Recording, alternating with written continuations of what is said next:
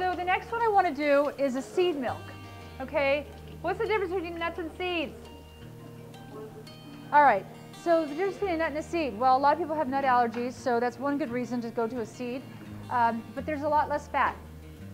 Totally different properties, and the seeds tend to be a little bit more bitter. The beautiful thing about seeds, hemp seed, sesame seed, you don't have to soak them.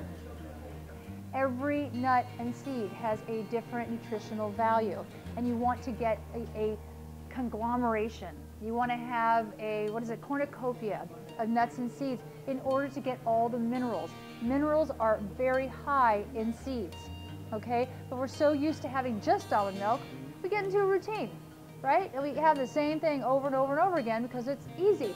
But there's oat milk, there's rice milk, there's hemp milk, there's, gosh, there's so many milks now, I'm like, I can't even keep track. So you may be asking, why don't we just drink boxed milk, right? It's right there, there's a refrigerator, there's the stuff on the shelf. First of all, anything on a shelf, in a raw food world, you question, okay? Why is it shelf stable? I don't know about you guys, but the coconut milk, the coconut water you find on a shelf, do you notice it doesn't say pasteurized? It doesn't say anything, it just says pure coconut water. Like, how is it sitting on a shelf in a box for a year? How? Because they're not being honest. We're reading a label and we're trusting it. Now, is coconut water better than Coca-Cola? I think so. But you know, it's baby steps, little baby steps. You know, I'm not a purist. That's why you have to be reasonable. That's why you have to know the nose, be smart, make the right decisions. And when there's a wonderful guy out there in the raw food world, and he's almost like, he's such a vigilante. He's just like, ah. But he said, you know what? If I'm eating a salad every night, I'm not even going to worry about the dressing. He just doesn't even care. I just put whatever I want on my dressing. That's all I eat is salads. And I think, he goes, if that's the 5% or the 10% or the 20% of the junk I eat, he goes, I'm good. And he's right. Because in comparison to what the average American's eating, so kind of choose your poison. And if it's almond milk on the from box, then go ahead. It has Carrageenan in it. Okay? And Carrageenan has just been banned in Europe. It is it actually, believe it or not, it's a seaweed. And so you wouldn't think that it has a problem, but the way it's processed in order to be a preservative, they say causes blah, blah, blah. I don't know.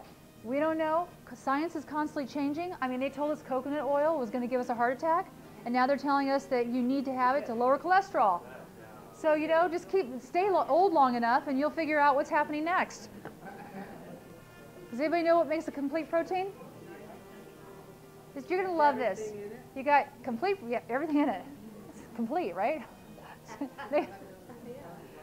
A complete protein has 9 amino acids. 9, okay? You need 9 essential amino acids. Most foods that are high in protein, spinach, kale, brown rice, actually brown rice I think is complete. Beans, they have 8 amino acids. Okay, they don't have that last one, and that last one is what you need to make it complete. So there are certain foods, meat, dairy, cheese, eggs, they all have complete proteins. That's why everybody gets jacked up on, I gotta have my proteins, I gotta have it, I gotta have it, I gotta have it. They want their perfect, complete proteins. But because brown rice, or quinoa, by the way, quinoa is a complete protein. Quinoa, hemp, nutritional yeast, these are all complete proteins. Why they get jacked up is because they're not eating diversity. Okay, so if I'm going to have a grain bowl and I'm going to have some brown rice, I'll put some beans on them, and I'm going to put some sliced kale and of course some salsa, and then a really wonderful cheese sauce that you make with raw cashews. Anyway, yeah, I make that. That's really good. It's called my Mexican Fiesta Bowl. I'm craving it right now. I'm so hungry. Anyway, all those different amino acids make up a complete protein. Okay, so you don't have to eat meat to have a complete protein. But that's why people, it's like the difference between going home and preparing your meal and going to McDonald's. It takes time, it takes thought, it takes creativity to create your food.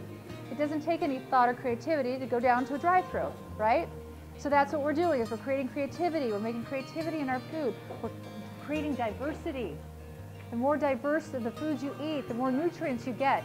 Don't get stuck on just almond milk. Don't get stuck on just hemp milk. Don't get stuck on just hazelnut milk. Mix it up. Now I've got all these, you know, I can make a pumpkin seed sesame milk. I can make a cashew, you know, pecan, exactly. Caloric? I don't count calories. Sorry. Actually, most nut milks that you buy in a carton, they claim, and you know, everything that's on a label has to be within like 30% of reality, or I think it's 30 or 40%. So it doesn't have to have reality. But almond milk and cow's milk will almost have the exact same calories. It'll say the exact same protein. It'll say everything the same. So let's just say it's the same amount of calories, okay? So let's say almond milk, 1 cup of almond milk is the same as 1 cup of cow's milk, which is 100 calories, all right? But it's absorbable, it's digestible calories that actually go into your body, and your body goes, oh, you need to go to the spleen, and you need to go to the liver, and you need to heal the gut, and you need to make your cognitive function a little sharper. When you put dairy in your body goes, get the box out of my living room.